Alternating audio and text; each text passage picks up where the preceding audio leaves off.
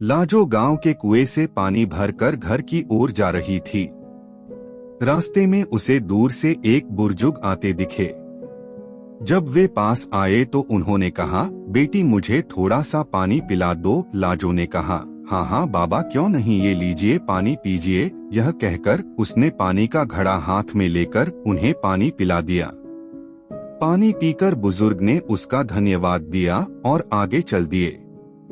कुछ देर बाद लाजो घर पहुंची तो देखा वे बुजुर्ग और उसके पिता खाट पर बैठे थे।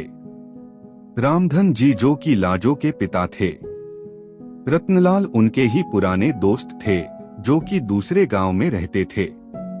कई साल बाद वे रामधन से मिलने आए थे।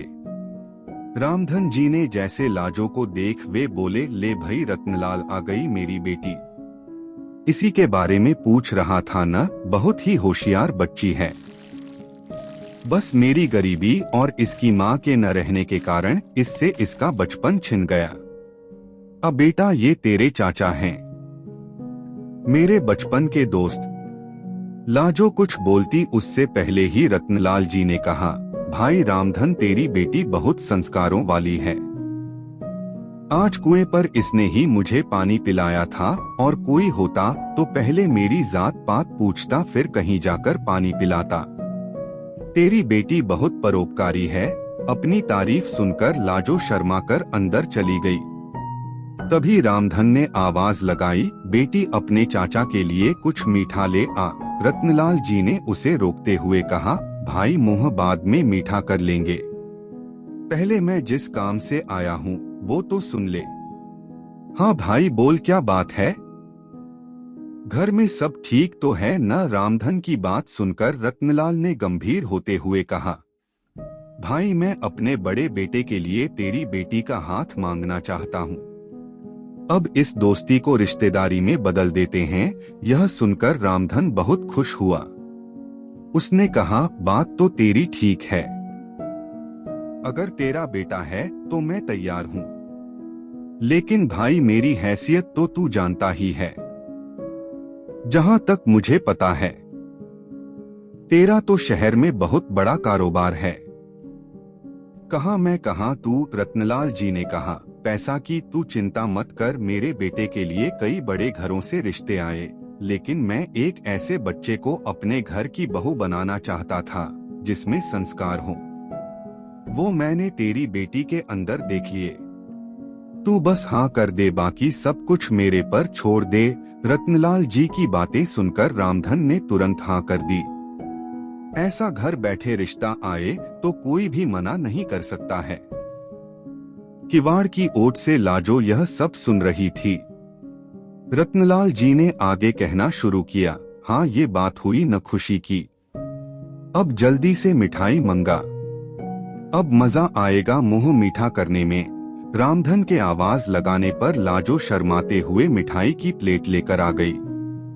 रामधन ने कहा, बेटी आज से ये तेरे ससुर हैं, इनके पैर छू। लाजो जल्दी से पैर छूकर वापस चली गई। उसके जाने के बाद रत्नलाल जी ने कहा, भाई मेरा बड़ा बेटा सत्यम मेरा शहर का कारोबार संभालता है और छोटा बेटा वंश गांव में खेती देखता है।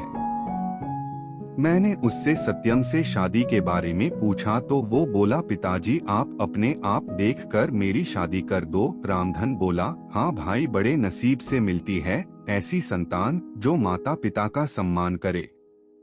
मेरे तो भाग खुल गए, मैं तो हमेशा इसी चिंता में रहता था कि इस बिन माँ की गरीब बच्ची को कौन अपनाएगा। रत्नलाल जी बोले, बस अब तू चिंता मत कर, मैं शादी का सारा इंतजाम कर लूंगा। अच्छा अब मैं चलता हूँ। रत्नलाल जी अपने घर के लिए निकल गए। उनके जाने के बाद रामधन ने घर में जाकर लाजो से पूछा, बेटी तू खुश तो है न इस रिश्ते से? लाजो बोली, पिताजी मेरे जाने के बाद आपका ध्यान कौन रखेगा, मुझे नहीं करनी शादी। रामधन बोला, बेटी ऐसा न बोल, मैं अपना ध्यान रख लूंगा, बड़े नसीब से ऐसा रिश्ता मिला है। रत्नलाल को मैं बचपन से जानता हूँ, उसके घर में तुझे कोई परेशानी नहीं होगी। कुछ दिन बाद पास के गांव से 2 लोग आए और रामधन को शादी का शुभ मुहूर्त बताकर चले गए। उन्हें रत्नलाल जी ने भेजा था। अब रामधन शादी की तैयारियों में जुट गया। इसी तरह कुछ दिन बीत गए। रामधन ने अपना खेत गिरवी रखकर बेटी की शादी की तैयारियां पूरी कर ली थीं।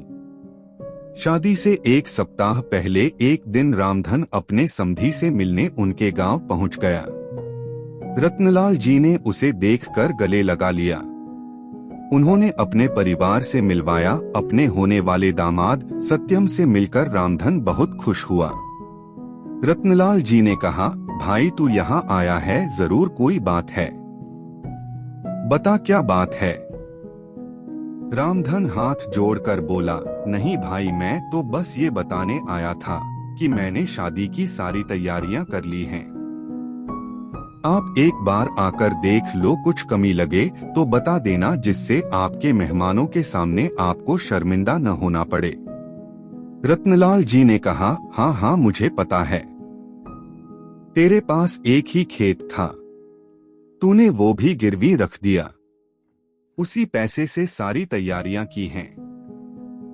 तुझे मुझ पर विश्वास नहीं था।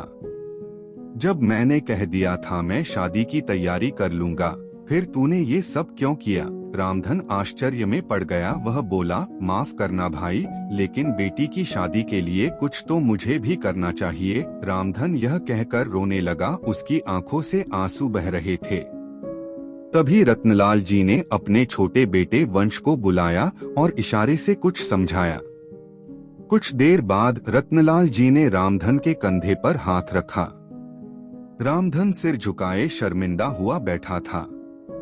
रत्नलाल जी ने कहा, ले भाई अपनी अमानत, दोबारा फिर कभी ऐसा मत करना। यह कहकर उन्होंने खेतों के कागज रामधन के हाथ में रख दिए।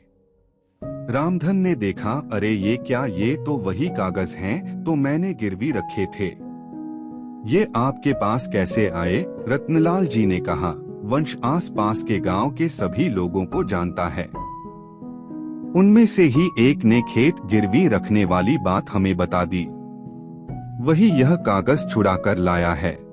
रामधन की आंखों से आंसू बह रहे थे। रत्नलाल जी ने उसे गले लगा लिया और बोला, भाई खेत ही गिरवी रख देगा तो कर्ज कहाँ से चुकाएगा और खाएगा क्या। आगे से ऐसा कुछ मत करना, मैं अपनी बेटी लेने आऊंगा, बस तू मिठाई बढ़िया सी बनवाना। यह सुनकर सब लोग हंस पड़े। रत्नलाल जी ने आवाज लगाई, वंश। वंश ने 50,000 रुपए लाकर अपने पिता के हाथ में रख दिए। रत्नलाल जी ने कहा, ले भाई शादी की तैयारियां कर, और वंश इन्हें घर छोड़ा। और हाँ सुन भाई, कल हम 4-5 आदमियों को तेरे घर भेज देंगे, वो सारा काम संभाल लेंगे, बस तू चिंता मत करना। रामधन कुछ बोल नहीं पा रहा था। उसके मुंह से बस इतना ही निकला, मेरी बेटी के नसीब खुल गए। यह कहते ही वह कुर्सी पर बैठे बैठे लुढ़क गया। इतनी खुशी बर्दाश्त नहीं कर पाया, उसने अपने प्राण त्याग दिए। रत्नलाल जी उसे संभालते, इससे पहले ही वह दुनिया छोड़ चुका था। रत्नलाल जी अपने दोस्त से लिपट कर रोते रहे। वे अपने दोस्त की अंतिम यात्रा लेकर उसके गांव पहुंचे। लाजो को जब यह पता लगा, वह रोते रोते बेहोश हो गई। रामधन का अंतिम संस्कार किया गया। रत्नलाल जी अपने परिवार के साथ वहीं रुक गए। 13वीं के 1 सप्ताह बाद उन्होंने सादा तरीके से सत्यम और लाजो की शादी एक मंदिर में करवा दी। लाजो के चमकते नसीब की खुशी में रामधन अपना जीवन जीना भूल गया था।